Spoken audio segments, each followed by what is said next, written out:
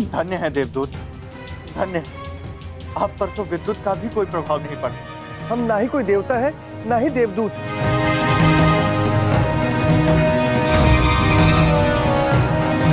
आप देवता नहीं हैं? नहीं, ये असंभव है। इतने चमत्कार कोई साधारण मनुष्य कर ही नहीं सकता।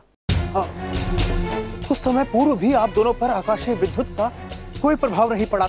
वास्तविकता में हम ऋषि रत्नाकर के शिष्य थे, किंतु हमें तो ऋषि रत्नाकर ने ही बताया था हमारे गांव पर 2 देवों का आशीर्वाद है और वही हर विपदा में हमारी रक्षा करते हैं। किंतु हम वो नहीं है। हम तो ऋषि रत्नाकर के आश्रम में शिक्षा प्राप्ति के रहते थे।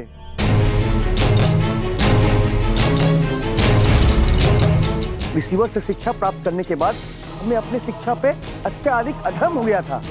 इसी अधर्म के कारण एक दिन हमने समस्त मर्यादाओं का उल्लंघन कर दिया। कितना समय हो गया है, हम कब से उनकी प्रतीक्षा कर रहे हैं, पर ऋषिवर अभी तक नहीं आए। गुरुजी आ गए। नाम ऋषिवर।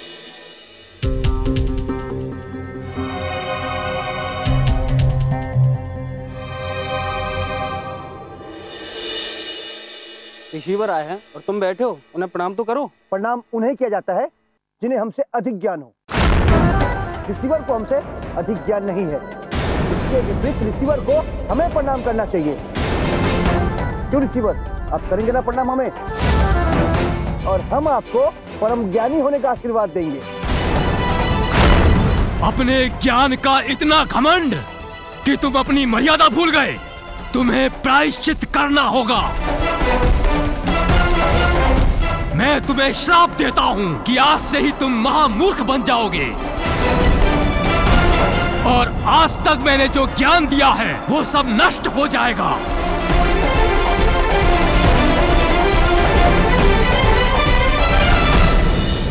नहीं नहीं ऋषिवर, ये आप क्या कर रहे हैं? हमसे बड़ी त्रुटि हो गई है, हमें क्षमा कर दीजिए।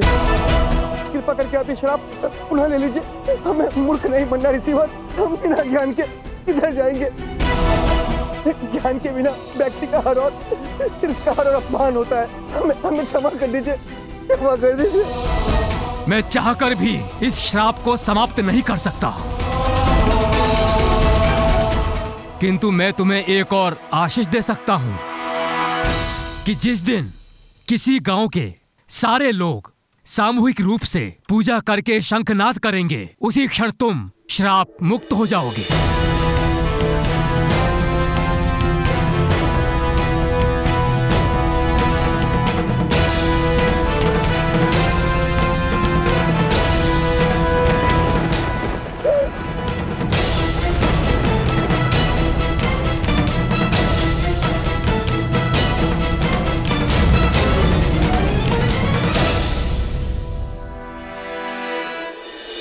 भ्राता बुद्धूदेव। हाँ भ्राता कद्दूदेव, हम यहाँ क्या कर रहे हैं? बहुत ज्ञान प्राप्त कर लिया, अब चलो घर चलते हैं। हाँ भ्राता कद्दू, चले। चलो भ्राता बुद्धू। और इस प्रकार श्रापग्रस्त होकर हम गांव-गांव भटकते रहे, किंतु आप सबके कारण आज हम श्राप मुक्त हो गए हैं। ये सब कान्हा के कारण हुआ है। हम बहुत आभारी हैं तुम्हारे कान्हा, धन्यवाद। किंतु एक बात बताइए, आप सबने जो चमत्कार किए वो कैसे संभव हुए? हमने कोई चमत्कार नहीं किया, हमें तो कुछ भी ज्ञात नहीं। पता नहीं पर्वत से कूदने के बाद भी हम सुरक्षित कैसे रहे।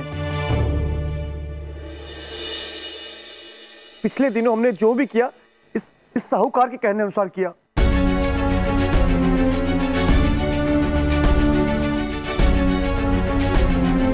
क्षमा कर दो मुझे।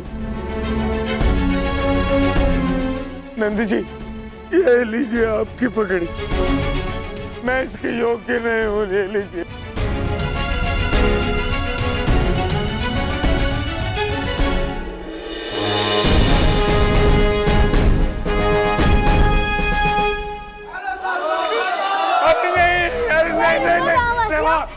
दानू काका का दंड उन्हें मिल चुका है,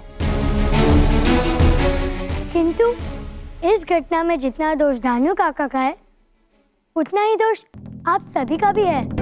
ये घटना आपकी अंधश्रद्धा का ही परिणाम है। आप सभी ने तो बिना सत्य जाने ही दानू काका की बात का विश्वास कर लिया। आप सबकी अंधभक्ति का ज्ञान दानू काका को पहले ही हो गया था और इसीलिए उन्होंने आपको ईश्वर का भय दिखाकर भ्रमित किया। भय और सुनी सुनाई बातों में आकर आप अपना समय और धन तो व्यर्थ कर ही रहे थे, किंतु उसके साथ ही आप अपने ईश्वर का, अपनी भक्ति का अपमान भी कर रहे थे। याद रहे, किसी का अंधा अनुकरण आपको बहुत दूर नहीं ले जा सकता, भले वो धन या भक्ति के विषय में ही क्यों ना हो। एक बात और कहना चाहता हूँ, वृंदावन वासियों, आपके गांव में देवों की कृपा अवश्य है, अन्यथा ये चमत्कार तो असंभव ही थे। आप जिसकी श्रद्धा करते हैं उन्हीं की भक्ति कीजिए, चाहे वो आपके समक्ष हो या ना हो। नंदराज, हम आपसे अपने किए की क्षमा मांगते हैं। हम सभी ग्रामवासी आपकी व्यथा समझते हैं, इसलिए आपको क्षमा करते हैं। जाइए। धन्यवाद नंदराज।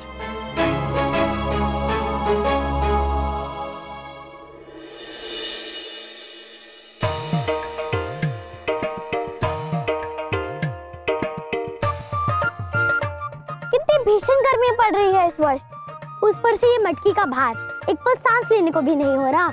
देख रहे हो कान्हा, बेचारी गोपियां गर्मी और भार से परेशान है। अच्छा ठीक है, फिर इनकी मटकियों का भार हल्का कर देते हैं।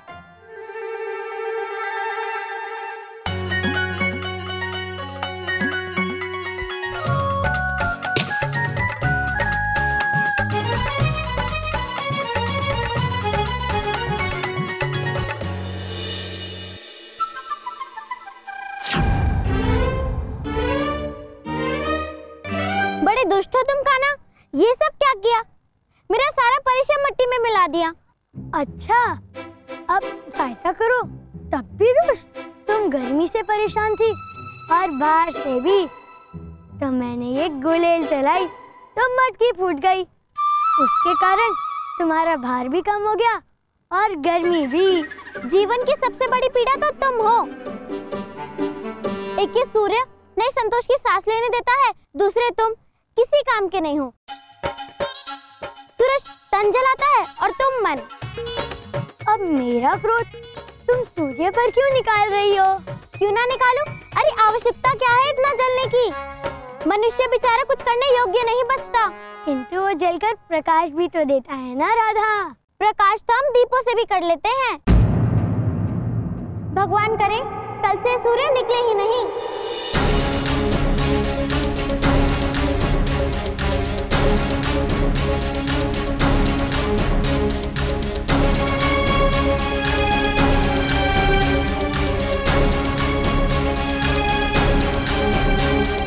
मित्र, आज पूरे दिन बहुत अधिक ताप रहा ना?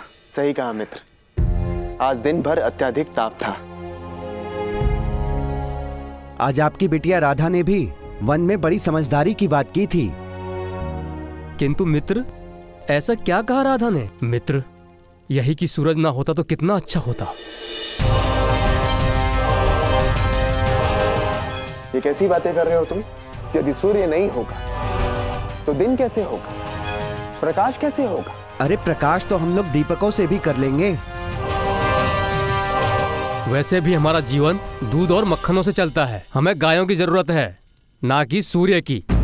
हाँ, सूर्य नहीं होता तो ना ही गर्मी के कारण हमारी गायें मरती और ना ही बच्चे रोगी होते।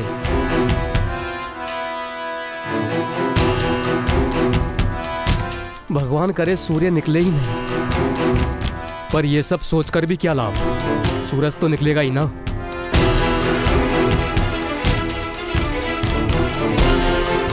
दाऊ, ये भोले वाले गांव वाले भी ना राधा के क्रोध में कई बातों से प्रभावित हो गए हैं। कुछ भी इच्छा इच्छा करने से पहले, कोई भी प्रार्थना करने से पहले उसका परिणाम का अनुमान कर लेना चाहिए इन्हें। ये इच्छा क्या रंग लाएगी ये लोग नहीं जानते हैं।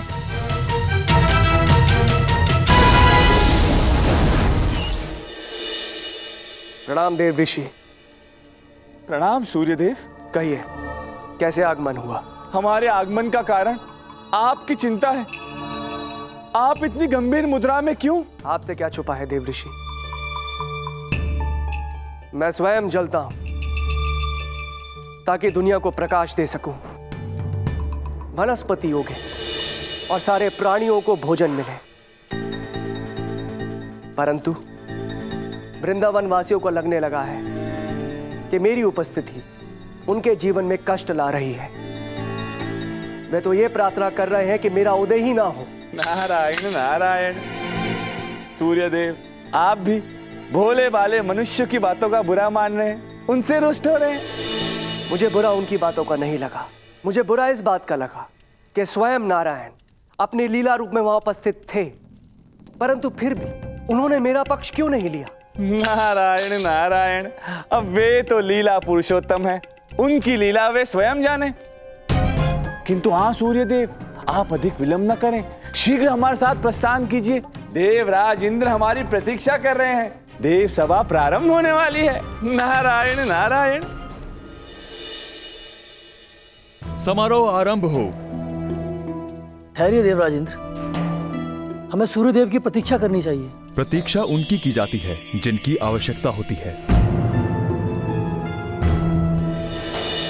मैं देवराज इंद्र हूं, मुझे किसी की आवश्यकता नहीं, इसलिए मैं किसी की प्रतीक्षा नहीं करता। यदि आपको हमारी आवश्यकता नहीं है तो हमारे यहां होने का अर्थ ही क्या?